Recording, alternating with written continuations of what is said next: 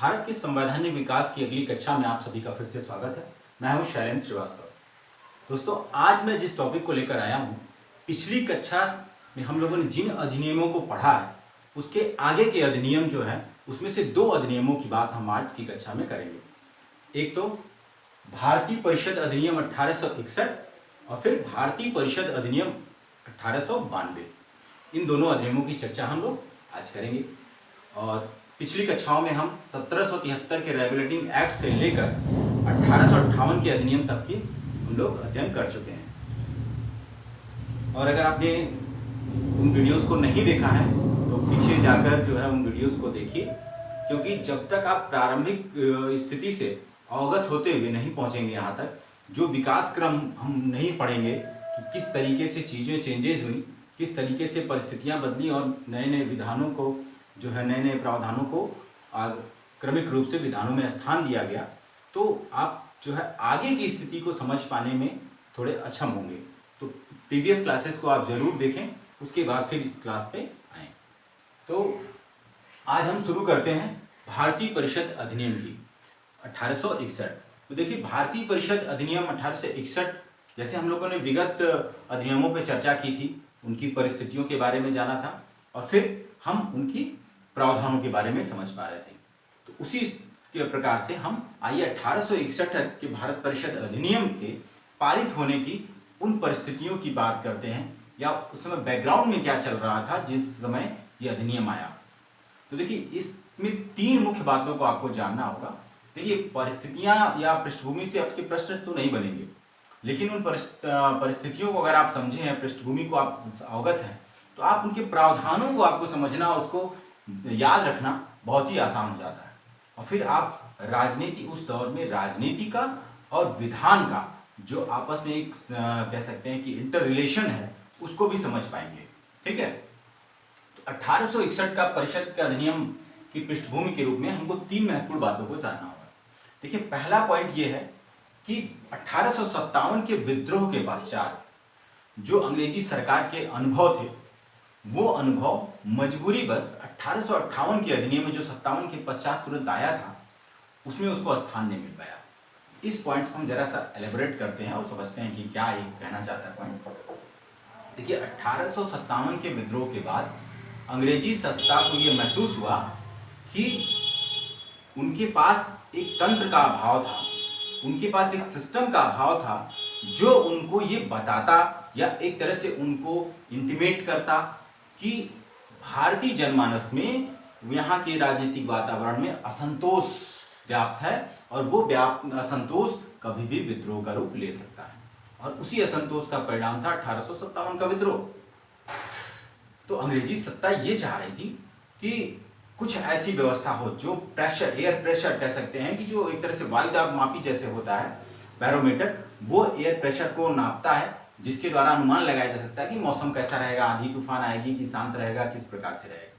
तो अंग्रेजी सत्ता बिल्कुल उसी तरीके से प्रेशर मापी यंत्र की इच्छा रखती थी कि एक ऐसा सिस्टम बनाया जाए जो भारतीय जनमानस में व्याप्त असंतोषों एवं आक्रोशों को प्रदर्शित करे, उसको बताए, जिससे अंग्रेजी सरकार उससे अवगत होती रहे और भविष्य में 1857 के जैसा विद्रोह उनको ना झेलना पड़े। लेकिन इसकी कुछ सीमाएं थी, उनकी इस अनुभव की, उनकी इस विचार की।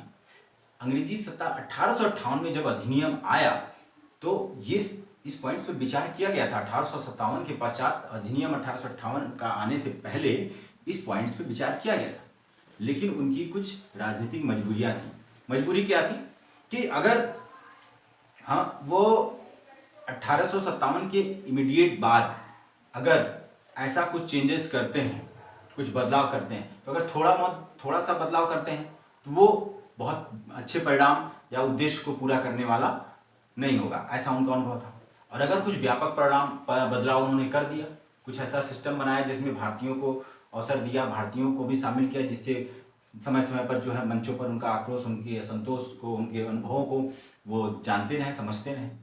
तो अगर कुछ ज़्यादा परिवर्तन कर दिया तो उनको डर था कि ये एक मैसेज चला जाएगा भारतीय जनमानस में कि अंग्रेजी सरकार उनके इस विद्रोह के पश्चात झुक गई और दबाव में आ गई, अगर उन्होंने कुछ बड़े व्यापक परिवर्तन किए भारतीयों को प्रशासन में भागीदारी देने के परिप्रेक्ष्य में।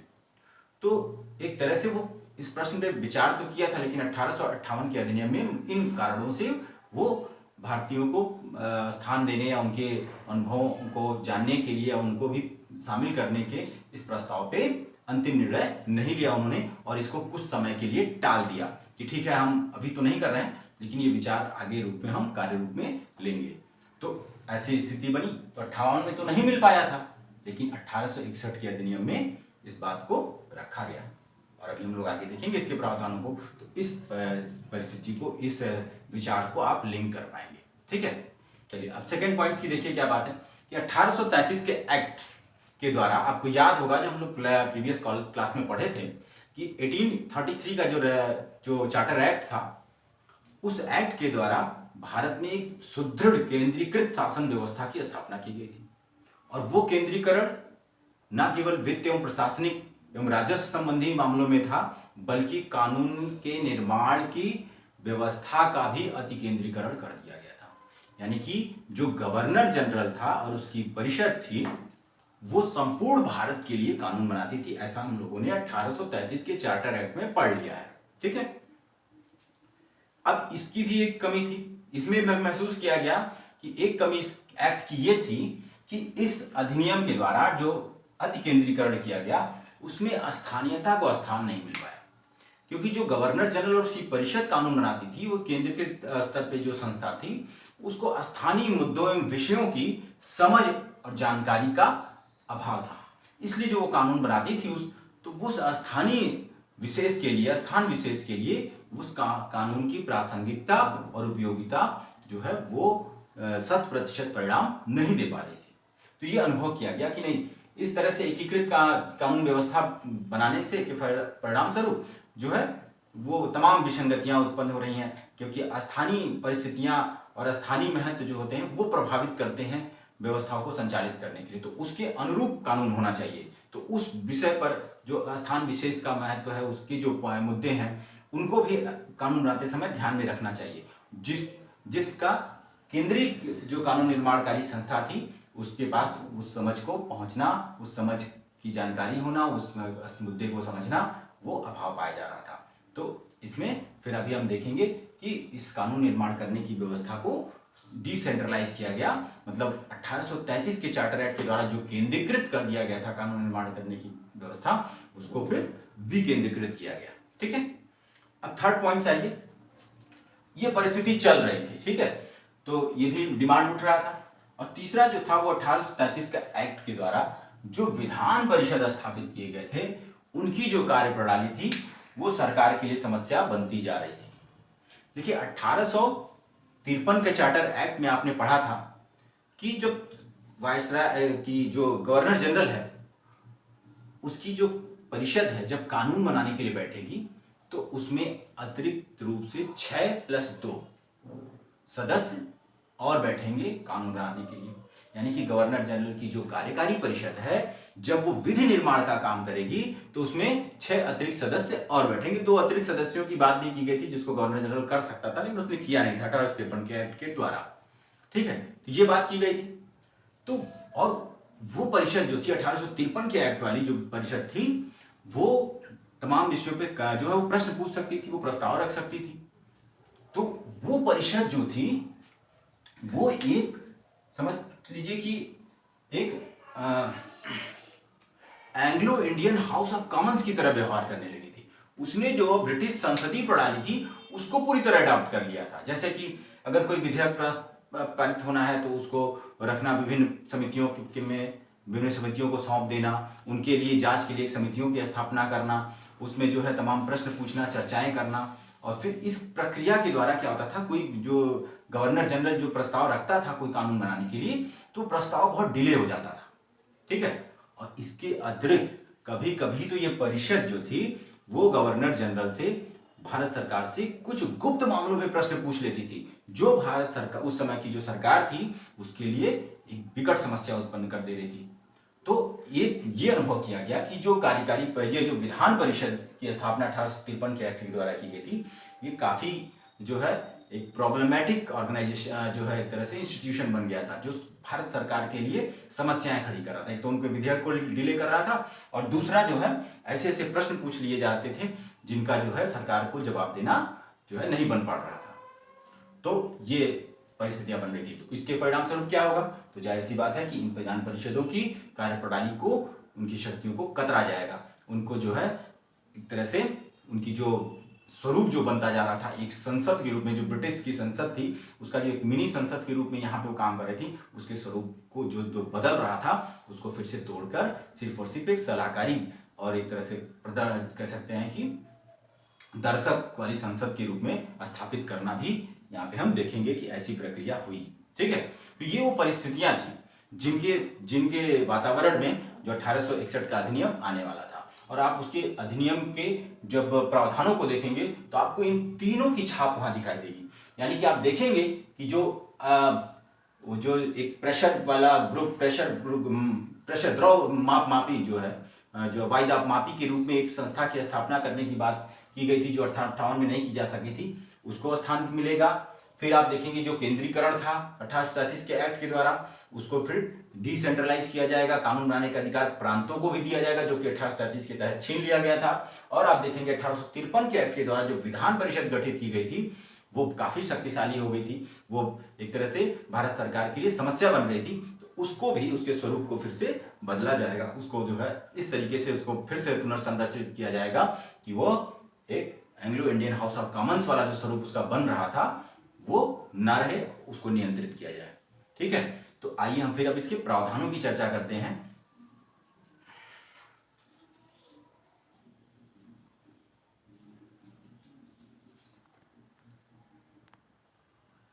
जी, आइए फिर हम प्रावधानों की चर्चा करते हैं अब। तो देखिए, जो पृष्ठभूमि हम लोगों ने देखा उसको आप दिमाग में रखते हुए अब इसके प्रावधानों को जब आप अध्ययन करेंगे तो आप देखेंगे कि इसके जो मुख्य प्रावधान है वो उसकी समझ आपके अंदर पहले से ही उसकी अवधारणा विकसित हो चुकी है। ठीक है, देखिए सबसे पहला तो इसमें एक प्रावधान ये किया गया कि जो वायसराय थी उसकी जो एग्जीक्यूटिव काउंसिल थी, एग्जीक्यूटिव काउंसिल का मतलब यहाँ पे जिसको हम लोग बार बार कहते चल रहे हैं कार्यकारी परिषद, कार्यकारी परिषद, एग्जीक्यूटिव काउंसिल मतलब कार्यकारी परिषद। वायसराय की जो कार्यकारी परिषद थी उसमें 5वां सदस्य एक और जोड़ा गया। जैसे अभी हम लोगों ने देखा था कि जो वायसराय की कार्यकारी परिषद थी उसमें जो पहले एक विधि सदस्य जोड़ा गया था और उसको अस्थायी सदस्य का दर्जा मिल गया था। अब फिर से एक सदस्य और जोड़ा गया, 5वां सदस्य, जो कि फिर अब विधिवेत्ता के रूप में वो रहेगा।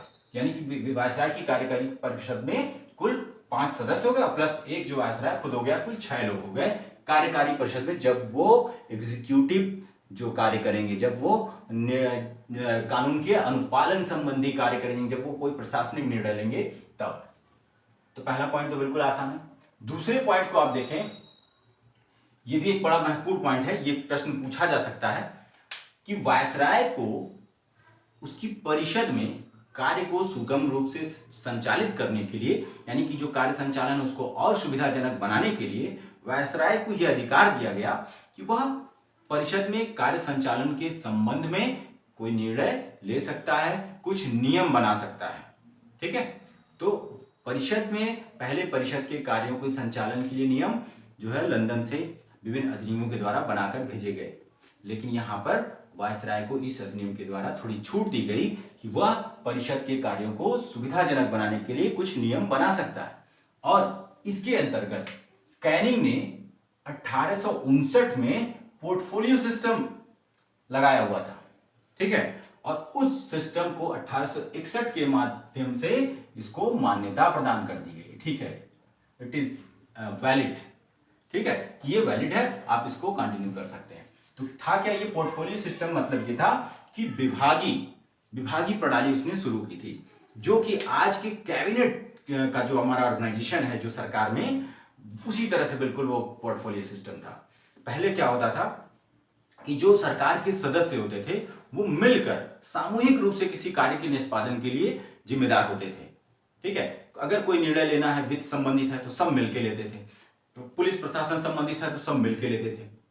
लेकिन इस सिस्टम के द्वारा कार्य को और स्पीड देने के लिए, निर्णय को और स्पीड प्रदान करने के लिए, गति प्रदान करने के लिए ये कहा गया कि जो परिषद के सदस्य होते थे वायसराय की, उसमें से किसी व्यक्ति को किसी विशिष्ट कार्य के लिए एक उसका मुखिया बना दिया गया कि उसके लिए आप ही रिस्पॉन्सिबल होंगे, निर्णय लेने के लिए उसको आप पालन करवाइए और उसको जो है सिस्टम को चलाइए। तो एक तरह से क्या हो गया कि जो कार्य होते थे वो सुविधाजनक हो गए और उसकी जवाबदेही तय हो गई। जैसे आज के कैबिनेट सिस्टम के तहत हम देखते हैं कि गृह मंत्रालय है, वित्त मंत्रालय है, रेल मंत्रालय है और खेल मंत्रालय है। तो इस तरीके से उस समय भी ये सिस्टम लागू हुआ। तो यहाँ से प्रश्न पूछा जा सकता है और ये आप कह सकते हैं कि जो पोर्टफोलियो सिस्टम था 1859 में initiated by the Lord Canning, वो जो सिस्टम था वो कैबिनेट की एक तरह से कह सकते हैं कि नींव डाल दिया। जो कैबिनेट सिस्टम है उसकी नींव यहाँ पे पड़ी। तो ये प्रश्न पूछता है और आप इसको सन भी याद रखेंगे और कैनिंग ने इसको इनिशिएट किया था ये भी याद रखेंगे और ये पोर्टफोलियो सिस्टम जो आगे चल के कैबिनेट के रूप में हम आज देख सकते हैं। ठीक है, इसने चलाया था 1859 में, लेकिन इसको इस अधिनियम के तहत मान्यता प्रदान कर दी गई कि ठीक है, ये वायसराय को अधिकार है कि वो अपने कार्य के संचालन के लिए कुछ सुविधाजनक नियम बना सकता है। तीसरा पॉइंट जो कि बहुत महत्वपूर्ण है, बस आपको ये रखना है कि विस्तारित किया जा रहा है। ये नंबर आप बहुत जरूरी नहीं है कि याद रखें। देखिए, जो वायसराय की कार्यकारी परिषद थी, ठीक है, वो वायसराय की जो कार्यकारी परिषद थी उस कार्यकारी परिषद को विस्तारित किया गया। हम लोगों ने देखा था कि 1853 में जो वायसराय की कार्यकारी परिषद थी, जिसको उस समय गवर्नर जनरल की परिषद कहा जाता था, उसमें अतिरिक्त 6 अतिरिक्त सदस्य जो है मनोनीत करने की बात की गई थी।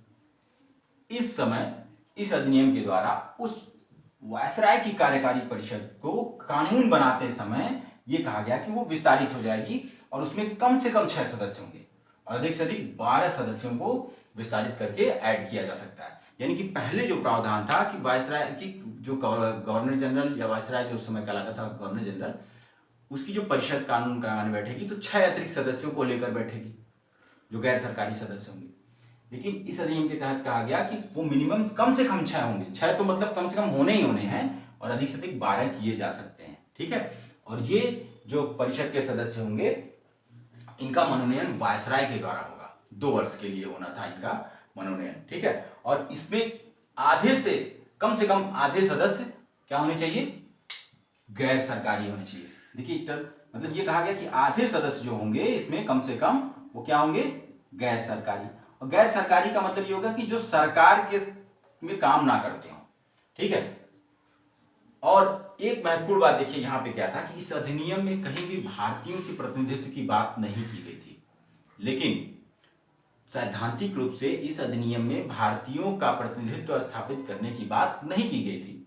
परंतु व्यवहार में आप देखेंगे 1862 में जो गैर सरकारी सदस्य के रूप में जो नियुक्तियां होनी थी, जो प्रावधान किया गया था कि आधे सदस्य कम से कम गैर सरकारी होने चाहिए, इसमें यह नहीं कहा गया था कि भारत के भी कुछ भारतीय भी होने चाहिए, ये कहा नहीं गया था। लेकिन व्यवहार में 1862 में कैनिंग ने 3 भारतीयों को वायसराय की कार्यकारी परिषद में जगह दिया।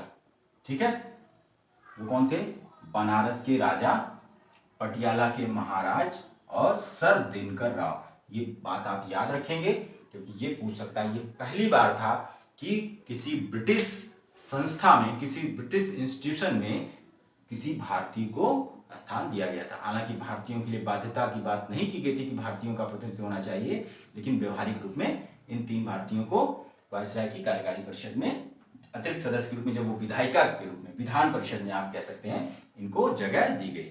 ठीक है, तो ये हमने बात की उस समय जो गवर्नर जनरल की कार्यकारी परिषद थी, जो सेंट्रल रूप में पूरे देश में कानून बना रही थी, उसके लिए। ठीक है, अब आइए यहाँ पे एक सबसे बहुत ही महत्वपूर्ण बात, ये काफी इंपॉर्टेंट है, ये पॉइंट्स आप याद रखेंगे क्योंकि ये पुनः 1833 का चार्टर एक्ट भारतीय शासन प्रणाली को केंद्रीकरण के जिस चरम स्तर पर ले गया था, इस अधिनियम के इस प्रावधान के द्वारा उसको फिर से तोड़ा गया। उस केंद्रीकरण के जो वर्चस्व था, उस केंद्रीकरण का जो कठोर ढांचा था, उसको फिर से तोड़कर फिर से प्रांत विकेंद्रीकरण यानी विधि बनाने की विकेंद्रीकृत शासन व्यवस्था स्थापित कर दी गई। यानी क्या किया गया कि जो मद्रास और बंबई प्रेसिडेंसियां उस समय थीं, जिनके कानून बनाने के अधिकार 1833 के अधिनियम के द्वारा छीन लिए गए थे, इस अधिनियम के द्वारा पुनः उनको कानून बनाने की शक्ति प्रदान कर दी गई। ठीक है, आप समझ पा रहे हैं कि मैं क्या कहना चाह रहा हूं कि मद्रास और बंबई प्रेसिडेंसियां उस समय जो थी वो कानून बनाने की शक्ति उनको प्राप्त थी 1833 के अधिनियम तक।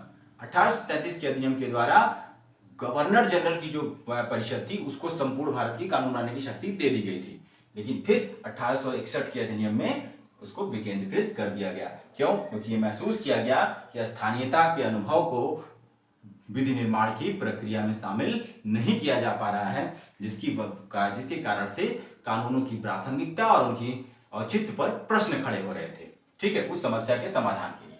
अब यहाँ पे एक बात जानना जरूरी है कि जो कानून बनाने की प्रेसिडेंसियों को शक्ति प्रदान की गई यानी विकेंद्रीकरण की प्रक्रिया थी वो उसका स्वरूप क्या था। अब आपके मन में ये प्रश्न आ सकता है या हो रहा होगा कि अच्छा फिर से जो है केंद्र एक ये व्यवस्था आप देख रहे हैं, एक यहाँ पर बंगाल में एक जो है गवर्नर जनरल, इस समय तो वायसराय हो गया था, वायसराय की परिषद थी, और हम कह रहे हैं कि यहाँ फिर मद्रास और बंबई की जो परिषद है प्रेसिडेंसियां थी, इनको भी कानून बनाने का अधिकार दे दिया गया था। तो इनके बीच रिलेशन कैसे थे? तो देखिए यहाँ पे एक बहुत ही महत्वपूर्ण बात यह थी कि जो ये प्रेसिडेंसियां कानून बनाती थी, इन कानूनों को तब तक वैधता नहीं प्राप्त होती थी जब तक उस पर वायसराय की अनुमति ना मिल जाए। ठीक है, यानी कि ये प्रेसिडेंसियां जब कानून बनाएंगी तो उसको फिर वायसराय के द्वारा उसको अनुमति प्रदान की जाएगी, तब वो फिर अधिनियम के रूप में वो लागू होंगी। दूसरा पॉइंट कि कुछ ऐसे विषय थे जिन पर कानून बनाने से पहले ही वायसराय की अनुमति आवश्यक थी, जैसे टंकड़, डाक, तार, ठीक है, सैन्य सुरक्षा आदि संबंधी मामलों पे, इस तरह के जो महत्वपूर्ण मामले थे, इनके संबंध में अगर ये दोनों प्रेसिडेंसियां कानून बनाने जा रही हैं तो उस पर पहले से ही वायसराय से अनुमति लेनी पड़ेगी। ठीक है, और अन्यथा अन्य कानूनों में पारित कर देंगे, उसके बाद वायसराय से एक तरह से उस पर अनुमति लेंगे, तब फिर वो कानून के रूप में लागू होगा। और एक और बहुत महत्वपूर्ण बात आप समझिए कि जो हम लोग बात करें इंटर रिलेशन की, क्या था कि ये देखिए, ये स्पष्ट रूप से आप समझेंगे कि ये जो व्यवस्था थी ये कहीं भी उस तरह की व्यवस्था नहीं थी जैसा हम संघीय शासन प्रणाली में देखते हैं। जैसा कि आज के भारत में आप देखते हैं, जो स्वतंत्र भारत के बाद जो संविधान हमारा लागू हुआ, जिसमें आप देखते हैं कि केंद्र जो था, आप इसको केंद्र समझ लें कि जो संपूर्ण भारत के लिए कानून बना रहा था, वो उसके कुछ केंद्रीय विषय आवंटित कर दिए गए हैं, वो उस पर कानून बनाता है, और जो प्रांत हैं वो राज्य सूची के विषय पर कानून बनाते हैं। ऐसी व्यवस्था बिल्कुल नहीं थी। ये बिल्कुल आप स्पष्ट हो लें इस प्रावधान से कि कोई ऐसी व्यवस्था स्थापित की गई थी 1861 के अधिनियम के द्वारा। ये क्या व्यवस्था थी कि वायसराय जो का अंतर सिर्फ ये डिफरेंस कर दिया गया कि वायसराय जो कानून बनाएगा वो संपूर्ण भारत में लागू होगा, और जो ये प्रेसिडेंसियां कानून बनाएंगी वो सिर्फ अमुक प्रेसिडेंसी में ही लागू होंगी। यानी कि जो अगर मद्रास प्रेसिडेंसी में कोई कानून बनाया तो और उसको फिर वायसराय से उसने अनुमति ले ली, तो वो कानून सिर्फ और सिर्फ मद्रास प्रेसिडेंसी पर ही लागू होगी। इसी तरह से बंबई प्रेसिडेंसी ने किसी विषय पर जो कानून बनाया और वायसराय से अनुमति ले ली, तो बंबई प्रेसिडेंसी में ही वो कानून लागू होगा। और किसी मामले को लेकर अगर वायसराय ने कानून बनाया है तो फिर वो संपूर्ण भारत में लागू होगा। इसमें विषयों के विभाजन संबंध में कुछ भी स्पष्ट नहीं था, लेकिन एक इंपॉर्टेंट बात आप याद रखेंगे, इसलिए उस व्यवस्था का प्रारंभ तो अवश्य कर दिया था।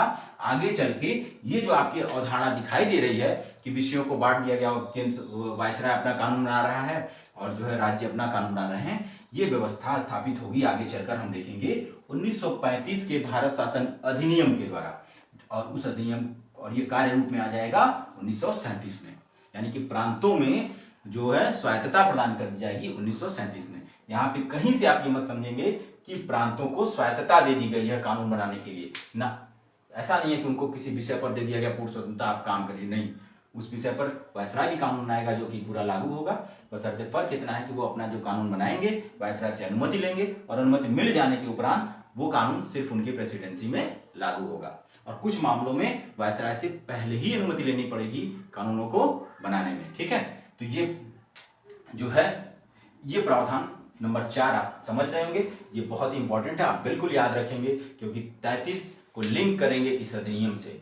33 के द्वारा जो केंद्रीकरण की व्यवस्था थी उसको किस अधिनियम के द्वारा फिर से विकेंद्रीकृत किया गया, तो वो इस अधिनियम के द्वारा किया गया। आइए, तो ये बात हो गई मद्रास और बम्बई प्रेसिडेंसी को कानून बनाने की पुनः शक्ति दे दी गई। कुछ अन्य प्रांतों को भी विधान परिषद गठित करने की छूट दी गई। ये इंपॉर्टेंट फैक्ट आप याद रखेंगे। और इमीडिएट जो बंगाल था उसको अगले ही वर्ष 1862, देखिए ये वर्ष जो आप कंफ्यूज ना होंगे मैं मिटा दे रहा हूँ, ये 1935 और 37 का जो प्रांतीय स्वायत्तता को हम लोग ले जाएंगे, आगे देखेंगे।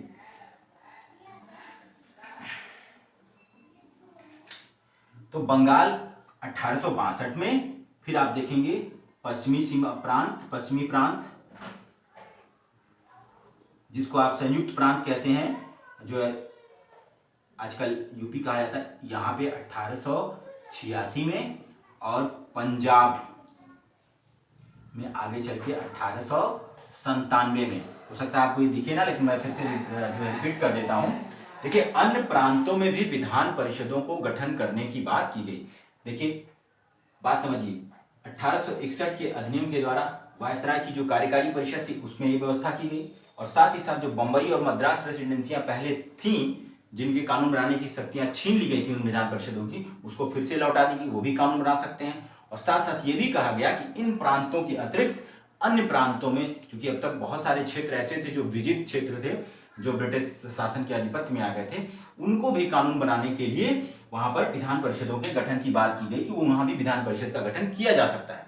तो इस अधिनियम के इस प्रावधान का प्रयोग करके तो अगले ही वर्ष बंगाल में 1862 में विधान परिषद की स्थापना की गई। ठीक है, और आगे चलकर भी हम देखेंगे काफी लंबे समय बाद जब फिर कांग्रेस का स्थापना होगा, उसके बाद आंदोलन चलेगा, तो उसके बाद पश्चिमी प्रांत, जिसको आज के यूपी कह सकते हैं, 1886 में वहां पे विधान परिषद की स्थापना हुई, और फिर पंजाब में 1897 में स्थापना हुई।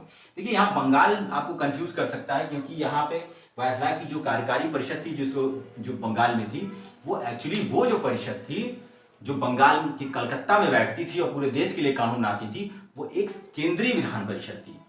ठीक है, वो जो कानून बनाती थी वही जो वायसराय, हम लोग को याद होगा आपने प्रीवियस क्लासेस में हमने देखा था कि जो है लेफ्टिनेंट गवर्नर की बात की जा रही थी उसके बंगाल के लिए, तो उसी तरह से बंगाल में के प्रांतीय मसलों को समझने के लिए अलग से पृथक रूप से एक परिषद की स्थापना की जाए, क्योंकि जो कलकत्ता में जो गवर्नर वायसराय की परिषद थी वो तो संपूर्ण देश के लिए कानून बना रही है। लोकल बंगाल के लिए जैसे मद्रास प्रेसिडेंसी के लिए है, बंबई प्रेसिडेंसी के लिए, उसी तरह से बंगाल जो प्रेसिडेंसी है उसके लिए अलग से एक परिषद की स्थापना की जाए। तो वो 1862 में की गई थी अलग से, उसके द्वारा जो कानून बनाते थे वो सिर्फ बंगाल प्रेसिडेंसी में ही लागू होते थे। ठीक है, तो ये बात समझ लेंगे आप। तो ये बात हो गई, और इसका जो अंतिम प्रावधान जो महत्वपूर्ण था वो था वायसराय को अध्यादेश जारी करने का अधिकार दिया गया।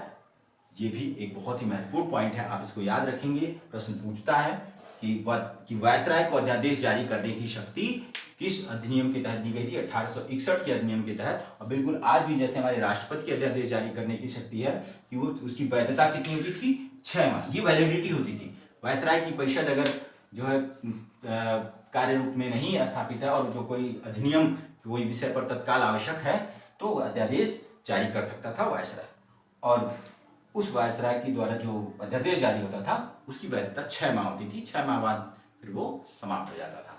तो ये 1861 के अधिनियमों की बात हम लोगों ने की, अधिनियम के प्रावधानों की। आप इन प्रावधानों को बेहतर ढंग से समझिएगा, खास करके पॉइंट्स बहुत ही महत्वपूर्ण है, और इनकी एक अंडरस्टैंडिंग आप बनाए रखिएगा कि किस तरीके से कार्यकारी परिषद और फिर प्रांतों की जो केंद्र की परिषद है और प्रांतों की परिषद है वो किस तरीके से अलग होकर काम कर रहे थे, इनके बीच आपस का इंटर रिलेशन क्या था। ठीक है, जिसको मैंने अभी स्पष्ट कर दिया है। और तो ये अधिनियम हम लोगों का ये टॉपिक पूर्ण हुआ। अब हम बढ़ते हैं अगले अधिनियम 1892 के अधिनियम की ओर।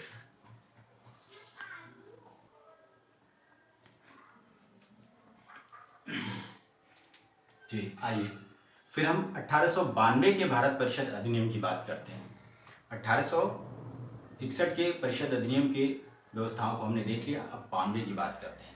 1892 का जो परिषद अधिनियम है वो पूर्ण तरीके से परिषद जो विधान परिषदें थी, चाहे वो प्रांतीय विधान परिषद हो जो प्रांतों में स्थापित की गई, और चाहे वो केंद्रीय विधान परिषद हो, उसी पे बात करता है। ठीक है, उसी के बारे में प्रावधानों में ऐड ऑन करता है कुछ चीज़ों को। लेकिन उन प्रावधानों को पढ़ने से पहले आइए जरा सा परिस्थितियों को देख लेते हैं कि इस समय क्या हुआ। देखिए, एक इम्पॉर्टेंट बात अब परिस्थितियों के लिए आप समझ लें कि अब जो परिस्थितियां बनेंगी वो इसके बाद से लेकर जितने अधिनियम आएंगे 1935 तक, उन सभी अधिनियमों के लिए जो पृष्ठभूमि होगी वो बिल्कुल एक ही मैकेनिज्म के थ्रू काम करेगी। ठीक है, वो क्या होगी कि ये 1861 के बाद जो भारत में संवैधानिक विकास की यात्रा है और उसमें जो घटनाक्रम है वो बिल्कुल एक ही पैटर्न पे काम करते हैं। वो क्या थे? राजनीतिक असंतोष का जन्म होता है, राजनीतिक असंतोष वातावरण में व्याप्त है और उसके प्रतिक्रिया स्वरूप आंदोलनों का जन्म होगा और उस आंदोलनों के परिप्रेक्ष्य में परिषदों में सुधार की जाएगी और फिर चूंकि ये सुधार पर्याप्त नहीं होंगे, ये जो सुधार हैं ये सुधार अंग्रेजी सरकार अनिच्छा से करेगी और अनिच्छा से करेगी तो ये पर्याप्त नहीं होंगे, ये समस्याओं का समाधान नहीं कर पाएंगे और इसलिए पुनः फिर से राजनीतिक असंतोष जन्म लेगा, फिर से आंदोलनों की पृष्ठभूमि तैयार होगी और फिर से परिषदों में सुधार की प्रावधान किए जाएंगे और इस तरह से साइकिल चलती रहेगी। और उस क्रम में आप देखेंगे 1892 का परिषद अधिनियम, फिर 1909 का भारत शासन अधिनियम, 1919 का भारत शासन अधिनियम और 1935 का भारत शासन अधिनियम आएगा और इन अधिनियमों की जो पृष्ठभूमियां हैं बिल्कुल इसी घटनाक्रम पर चलती हुई हमको दिखाई देती हैं आगे। ठीक है, ये एक मेन स्ट्रीम का आप जो है पॉइंट्स याद रखेंगे, ये अपने माइंड में कितने दिमाग में रखे रहेंगे कि 1892 के बाद जो भी राजनीति जो अधिनियम आते हैं वो एक तरीके से एक ही सिस्टम और एक ही जो है वातावरण की देन होंगे। ठीक है, क्योंकि इसके बाद हम देखेंगे भारत में कमोबेश 1885 में कांग्रेस की स्थापना हो गई और भारत में राष्ट्रीय आंदोलन जो था हमारा स्वतंत्रता संघर्ष के लिए वो एक तरह से औपचारिक रूप से प्रारंभ हो चुका था। ठीक है, तो राजनीतिक आंदोलन जन्म लेगा, उसमें जो अनेक मंचों से जो जनता की भावनाएं हैं लोकमत से जोड़ने के लिए, लोगों के जो समस्याएं हैं उनको लेकर जो है विभिन्न जो कांग्रेस के मंच होंगे, जो राष्ट्रीय आंदोलन के मंच होंगे, वहां से आक्रोश उत्पन्न होगा और सरकार उसके दबाव में जो है फिर जो है कुछ सुधार लेकर आएगी और उसके बाद फिर से वो चीजें चलती रहेंगी। दूसरा इसमें क्या हुआ था कि 1861 के अधिनियम के तहत हमने देखा कि जो गैर सरकारी सदस्यों के जोड़ने की बात की गई थी, ठीक है, वो गैर सरकारी सदस्य पहले तो हमने देखा कि 1861 में भारतीयों के जोड़ने की बात नहीं की गई थी, लेकिन फिर भी जो है कैनिंग ने 3 भारतीयों को स्थान दिया था जो अतिरिक्त सदस्य थे विधान परिषद में उनको।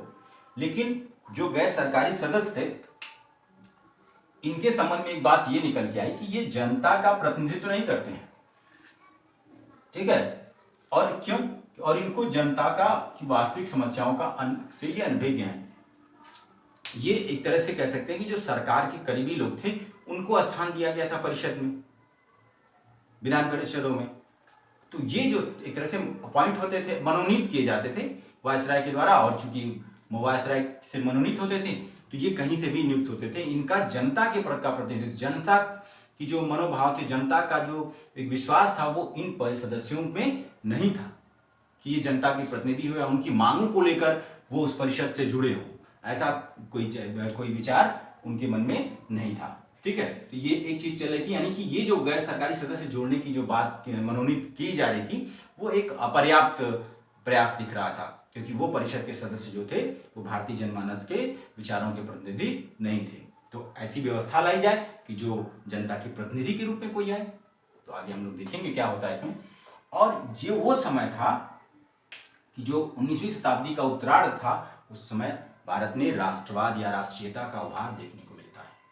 ठीक है, चाहे आप देखें जो रेल, डाक, संचार, आवागमन की जो सुविधाएं हुई, अंग्रेजी शिक्षा का अभी वुड्स का डिस्पैच एक्ट जो आया उसके द्वारा जो अंग्रेजी शिक्षा का जिस तरीके से प्रादुर्भाव हुआ और बहुत तेजी से फला फूला, तो उसके परिणाम स्वरूप जो है भारतीयों में जागरूकता और एकता का भाव पैदा किया।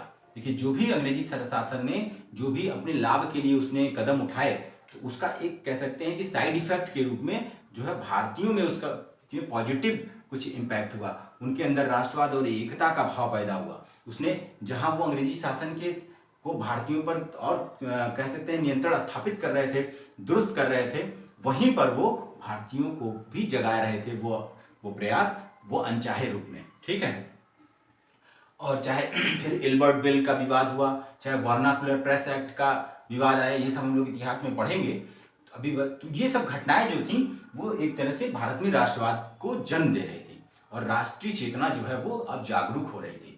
तो ऐसी स्थिति में हम देखेंगे कि जो अधिनियम जो आएंगे उसमें उस आंदोलन का, उस राजनीतिक चेतना का प्रभाव आपको देखने को मिलेगा। और इस बीच 1885 में कांग्रेस की भी स्थापना हो चुकी थी और कांग्रेस जो है अपने मंच पहले ही प्रस्ताव में, कांग्रेस का जो उद्देश्य था प्रारंभिक दौर में वो यही था कि जो लोकमत है, जो भारत का जन सामान्य है, उसको अपने आंदोलन से जोड़ा जाए, उसकी समस्याओं को हम उसकी समस्याओं को मंच प्रदान किया जाए और फिर वो अंग्रेजी सरकार के सम्मुख उन समस्याओं को, उन मांगों को रखा जाए, जिससे एक तरह से जो राष्ट्रीय आंदोलन जो चल रहा था उसको हम ग्रास रूट लेवल पे कनेक्ट कर पाएंगे राष्ट्रीय आंदोलन को।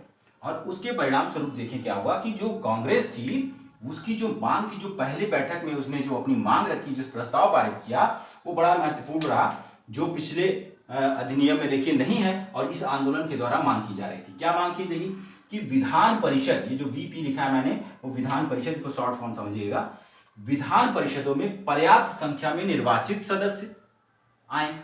यानी कि जो विधान परिषद थी, जो प्रांतीय विधान परिषद थी चाहे केंद्रीय विधान परिषद थी, वहां पे पहले वायसराय के द्वारा मनोनीत सदस्य जाते थे।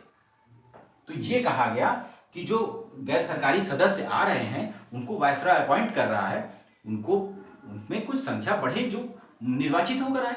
निर्वाचित होकर आएंगे तो वो जनता के द्वारा आएंगे, जनता के प्रतिनिधि बनकर आएंगे। वो किसी एलीट क्लास को नहीं रिप्रेजेंट करेंगे या सिर्फ वो शासक वर्ग से एक उनका केवल जो मैत्री संबंध के रूप में ही नहीं आएंगे उसके एवज में, बल्कि वो जनता के प्रतिनिधि के रूप में आएंगे, जनता की समस्याओं और जनता की मांगों को मंच प्रदान करने के लिए आएंगे। तो ये एक मांग कांग्रेस की रखी गई कि विधान परिषद में जो गैर सरकारी सदस्य हैं उसमें पर्याप्त संख्या ऐसे सदस्यों की जो निर्वाचित होकर आ रहे हैं आए, ये मांग की गई। और ये कहा गया कि जैसे आपने बंबई और मद्रास में प्रेसिडेंसी की स्थापना की थी और 1862 में बंगाल में भी जो है विधान परिषदों की स्थापना हो गई थी, तो उसी तरह से अवध में और पंजाब में भी विधान परिषद की स्थापना की जाए। पिछले हम लोगों ने 1862-61 के अधिनियम में हमने देखा था कि बंगाल की तो 62 में हो गई 1862 में, अवध 1886 में होगा और 1897 में पंजाब में भी स्थापित किया जाएगा। तो आप कह सकते हैं कि अवध और पंजाब में जो विधान परिषदों की स्थापना हुई वो एक तरह से कांग्रेस की मांग भी थी, जो कांग्रेस ने अपने पहले अधिवेशन में रखा था। ठीक है। और ये तो बड़ा महत्वपूर्ण पॉइंट था कि देखिए 1861 का जो अधिनियम था, अभी इसके पहले केंद्रीय जो परिषद थी उसका विस्तार किया गया और प्रांतों में जो गवर्नर थे उनकी परिषद को भी कानून बनाने के अधिकार दिए गए। लेकिन जो परिषद थी उससे प्रश्न पूछने का, चर्चा करने का अधिकार छीन लिया गया था 1861 के अधिनियम के द्वारा। उनसे वो कार्यकारी परिषद से किसी प्रकार का प्रश्न नहीं पूछ सकते थे, ठीक है, ना ही बजट पर चर्चा कर सकते थे। 1853 याद करिए, लिंक करिए चीजों को, 1853 के चार्टर एक्ट के द्वारा वायसराय की कार्यकारी परिषद में 6 अतिरिक्त सदस्यों को जोड़ने की विधान किया गया कि जब वो कानून बनाने बैठे तब 6 अतिरिक्त सदस्य उसमें बैठे और वो 6 अतिरिक्त सदस्य जब जुड़ने लगे तो जो परिषद हुआ उसको विधान परिषद कहा गया। और वो विधान परिषद जो है वो कार्यकारी परिषद से, सरकार से सवाल पूछने लगी। वो एक तरह से मिनी संसद के रूप में, एंग्लो इंडियन संसद के रूप में काम करने लगी, जो सरकार के लिए समस्या खड़ी कर रही थी 1853 के एक्ट के द्वारा। फिर 1861 के एक्ट के द्वारा उसके उन अधिकारों को, उसके स्वरूप को छिन्न भिन्न किया गया, परिषदों को डिसेंट्रलाइज तो किया गया, राज्यों प्रांतों को भी कानून बनाने के अधिकार दिए गए, लेकिन उनके प्रश्न पूछने, बजट पे चर्चा करने का अधिकार छीन लिया गया। लेकिन फिर 1800, अभी हम आगे बात करेंगे, तो जो छीन लिया गया उसी मांग को, परिषद के उस अधिकार को कांग्रेस ने फिर से अपने मंच से उठाया और उसने कहा कि जो कार्यकारी परिषद, जो विधायी परिषद है वो कार्यकारी से जब बजट आता है तो बजट को रखा जाए और बजट पे चर्चा करने का अधिकार, उस पर बहस करने का अधिकार परिषद को मिलना चाहिए, विधायी परिषद को। और ये भी कहा कि जो विधायी परिषद है वो एग्जीक्यूटिव काउंसिल यानी कार्यकारी परिषद से प्रश्न भी पूछने का अधिकार उसको होना चाहिए। ये जो कांग्रेस के 4 प्रस्ताव मांग रखे गए, अब इनको आप ध्यान में रखे रहेंगे और अभी जो अधिनियम आएगा उसमें हम जरा इसको खोजने का प्रयास करेंगे। ये जो परिस्थितियां थी, ये जो वातावरण था, वो कैसे उसको निदान प्रदान किया गया, कैसे उसको आने वाले अधिनियम में स्थान दिया गया। ठीक है, तो ये हम लोगों ने परिस्थितियों के बारे में जान लिया। इसमें आप ये बहुत ही महत्वपूर्ण बात जानेंगे, खासकर जो वातावरण था, परिस्थितियां थी, उसमें सबसे मेजर जो रोल था वो कांग्रेस की इस मांग का था, कांग्रेस की स्थापना का था। तो कभी कभी ये प्रश्न पूछ लेता है कि 1892 के अधिनियमों में जो है किस संस्था का रोल दिखाई देता है, तो वास्तव में उसमें कांग्रेस की जो मांग थी, उसका जो दबाव था, उसके द्वारा जो आंदोलन शुरू चलाया गया 85 से लेकर 92 तक, उस आंदोलन का प्रभाव हमको 1892 के परिषद अधिनियम में दिखाई देता है। ठीक है, तो आइए हम प्रावधानों की चर्चा कर लेते हैं। जी, तो हम प्रावधानों की बात करते हैं 1892 के परिषद अधिनियम के प्रावधानों की। देखिए, जैसा कि हम लोगों ने पहले ही कहा था कि जो भारतीय परिषद अधिनियम है, जो 1892 का, ये टोटली बात किस पे करता है? ये बात करता है भारतीय विधान परिषदों पे, यानी कि जो सेंट्रल में केंद्रीय विधान परिषद थी वायसराय के नेतृत्व में, और जो उस समय 4 प्रांतों में स्थापित हो चुका था, बंबई, मद्रास और आपका बंगाल और एक उत्तर प्रदेश, यानी कि संयुक्त प्रांत। इन 4 प्रांतों में जो परिषद स्थापित हो चुकी थी और केंद्रीय विधान परिषद थी। तो इन्हीं प्रांतीय विधान परिषदों और केंद्रीय विधान परिषदों की संरचना, उसकी कार्यप्रणाली, अधिकार, कर्तव्यों आदि की बात करता है ये अधिनियम। ये बहुत इंपॉर्टेंट अधिनियम है। कुछ पॉइंट्स इसके हैं जो काफी इंपॉर्टेंट है, जो कथन के रूप में स्टेटमेंट्स आ जाते हैं इस अधिनियम के बारे में, उनको पहचानना, या सीधे सीधे उस फैक्ट से क्वेश्चन पूछे जा सकते हैं। तो देखिए, इस विधान परिषद की संरचना में क्या आपको, देखिए इसमें बात क्या करनी होगी। इसमें जो महत्वपूर्ण बात हमको इस अधिनियम के बारे में जाननी है, वो एक तो इसकी संरचना की बात। हालांकि ये बहुत इंपॉर्टेंट नहीं है, संरचना की जो बात हम करेंगे ये बहुत इंपॉर्टेंट नहीं है, क्योंकि देखिए जो फिगर्स हैं कि अतिरिक्त सदस्यों की संख्या कितनी कर दी गई, वो धीरे धीरे बढ़ रही है। पहले 6 रखा गया, फिर मिनिमम 6, मैक्सिमम 12, अब देखिए मिनिमम 10 और मैक्सिमम 16 कर दिया गया। इसी तरह से प्रांतों में ये संरचना की बात करेंगे हम पहले, और दूसरी बात हम बात करेंगे जो अधिकार की। ये एक बहुत ही महत्वपूर्ण पॉइंट है, आप इसको याद रखेंगे। और अगर आपने परिस्थितियों और पृष्ठभूमियों को बेहतर ढंग से समझा है, उसको लिंक किया है, तो ये याद करना आपके लिए बहुत कठिन नहीं होगा, ऐसा मुझे विश्वास है। और देखिए, फिर और एक बात और आपको याद रखनी है, ये भी एक महत्वपूर्ण पॉइंट है इसमें, जो आपको याद रखना बिल्कुल नहीं भूलना है, वो है इसके निर्वाचन पद्धति की। ये दोनों पॉइंट्स तो बहुत ही महत्वपूर्ण है इसके। ठीक है, तो कुल मिलाकर इसमें है 3 पॉइंट्स, लेकिन इसमें ये 2 पॉइंट बहुत महत्वपूर्ण है। संरचना का पॉइंट बहुत इंपॉर्टेंट नहीं है, लेकिन फिर भी हम लोग समझते हैं कि बात क्या है। तो भारतीय विधान परिषदों की संरचना में बदलाव किया गया। क्या बदलाव हुआ? पहले हम जैसा कि हमने देखा, केंद्रीय विधान परिषद और प्रांतीय विधान परिषदों की बात करनी है। तो केंद्रीय विधान परिषद में जब आप आएंगे तो आप देखेंगे, ये देखिए वीपी जो मैंने लिखा है वो शॉर्ट फॉर्म है विधान परिषद के लिए। केंद्रीय विधान परिषद में क्या हुआ कि जो अतिरिक्त सदस्य होते थे वो कम से कम 10 होंगे और अधिक से अधिक 16 रखे जा सकते हैं। इसके पहले आपने देखा, सबसे पहले 1853 के एक्ट में 6 अतिरिक्त सदस्य रखने की बात की गई थी। उसके बाद 1861 के अधिनियम के द्वारा कहा गया कि कम से कम 6 और अधिक से अधिक 12 सदस्य हो सकते हैं। उसके बाद इस अधिनियम के तहत कहा गया कि केंद्रीय विधान परिषद में कम से कम 10 और अधिक से अधिक 16 सदस्य हो सकते हैं, और इन सदस्यों के पर जो नाम पे जो मुहर लगती थी, जो अधिकार था अपॉइंट करने का, वो भारत राज्य सचिव को था। इसके पहले जो था वो वायसराय को था 1853 के एक्ट 61 के एक्ट के द्वारा। लेकिन इस एक्ट के द्वारा जो परिषद के सदस्य होते थे उन पे जो मुहर सहमति किसकी थी? भारत राज्य सचिव के द्वारा, उस पर आवश्यक था। और इसी तरह से प्रांतीय जो विधान परिषद थे उसमें जैसे बंबई, मद्रास और बंगाल ये तक स्थापित हुआ था, तो यहाँ पे मिनिमम रखा गया कि 8 सदस्य हो सकते हैं और उसकी परिषद में मैक्सिमम 20 सदस्य हो सकते हैं। लेकिन यहाँ यूपी के लिए मैक्सिमम सदस्य 20 ना रख के 15 रखा गया। ये बहुत ही इंपॉर्टेंट फैक्ट नहीं है, आप इसको नहीं भी याद रख सकते हैं तो कोई बात नहीं है। अब हम बात करते हैं जो अधिकारों की बात करते हैं। सबसे पहला यहाँ पे आपको कांग्रेस की मांग को देखने को मिलेगा। ठीक है, कांग्रेस की मांग क्या थी आप याद रखे हैं। अब यहाँ पे देखिए, इसमें 2 अधिकार विधान परिषद के सदस्यों को दिए गए, केंद्रीय विधान परिषद के सदस्यों को भी और प्रांतीय विधान परिषद के सदस्यों को। क्या दिया गया अधिकार? कि बजट पे चर्चा अथवा बहस कर सकते हैं। ये अधिकार दिया गया कि जो विधान परिषद के सदस्य हैं वो बजट पर चर्चा कर सकते हैं, उस पर बहस कर सकते हैं, लेकिन ये शर्त दी गई, लेकिन वो कोई प्रस्ताव नहीं रख सकते उस बजट में अपनी ओर से। ठीक है, बजट रखा जाएगा, उस पर चर्चा में भाग लेंगे, उस पर बहस कर सकते हैं, लेकिन वो अपनी तरफ से उस पर कोई प्रस्ताव नहीं रख सकते। प्रस्ताव रखने का इन द सेंस ये कहने का मतलब है, जैसे आज के दौर में अगर हम देखें, अभी हमारे जो स्वतंत्रता के पश्चात जो संसद की कार्यप्रणाली है, उसमें सरकार जब बजट रखती है तो उसमें तमाम प्रस्ताव रखे जा सकते हैं उसके अगेंस्ट। जैसे कटौती प्रस्ताव होता है, ठीक है, जिसमें 1 रुपये की सांकेतिक कटौती कर देते हैं, और अगर वो प्रस्ताव पारित हो जाता है तो सरकारें गिर जाती हैं। ठीक है, तो ऐसे किसी प्रस्ताव को उसके परिपेक्ष में रखने की अनुमति नहीं थी। बस बजट पे बैठिए, बजट रख दी जाएगी, उस पर चर्चा करिए, अपने विचार प्रकट करिए, लेकिन उससे रिलेटेड अन्य कोई प्रस्ताव आप नहीं रख सकते। ये शर्त आप जरूर रखेंगे, याद रखेंगे। ठीक है, दूसरा महत्वपूर्ण बात ये कहा गया, जो प्रश्न पूछने का अधिकार भी नहीं था, इस अधिनियम के तहत दिया गया। कहा गया अगर वो सार्वजनिक हित का मामला हो तो 6 दिन की पूरी सूचना दे दीजिए आप एग्जीक्यूटिव काउंसिल को, चाहे सेंट्रल का हो चाहे स्टेट का हो, और फिर आप उससे प्रश्न पूछ सकते हैं।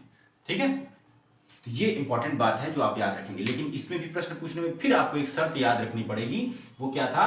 ये शर्त ये है, बट, यानी कि सार्वजनिक हित के मामले में 6 दिन की पूर्व सूचना के उपरांत जो है एग्जीक्यूटिव काउंसिल से प्रश्न पूछा जा सकता है। लेकिन शर्त क्या है कि उस पर फिर पूरक प्रश्न नहीं पूछ सकते और मतदान कराने का अधिकार नहीं है।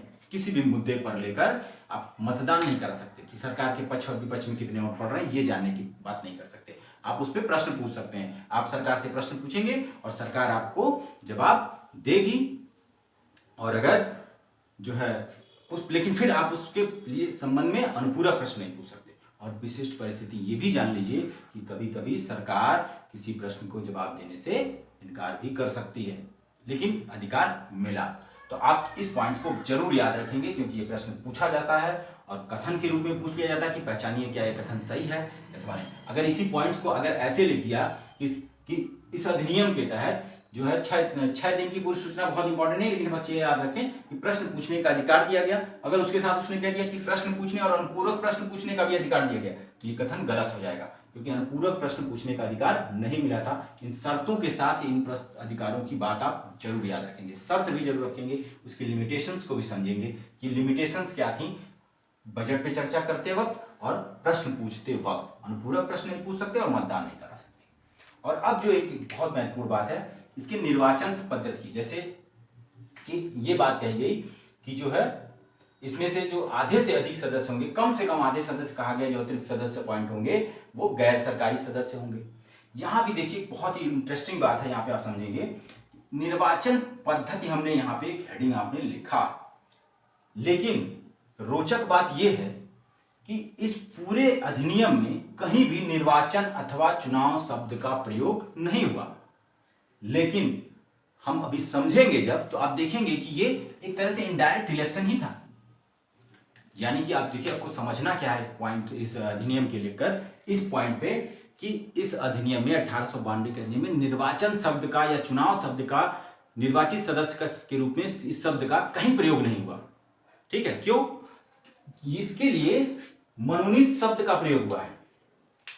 जो इन सदस्यों का जो नाम रखा गया, वो कहा गया वो मनोनीत सदस्य है, निर्वाचित सदस्य नहीं है। लेकिन अभी हम उसको समझेंगे तो आप देखेंगे कि एक तरह से ये इनडायरेक्ट इलेक्शन था, ये सीधा सीधा स्वतंत्र रूप से मनोनयन नहीं होता था।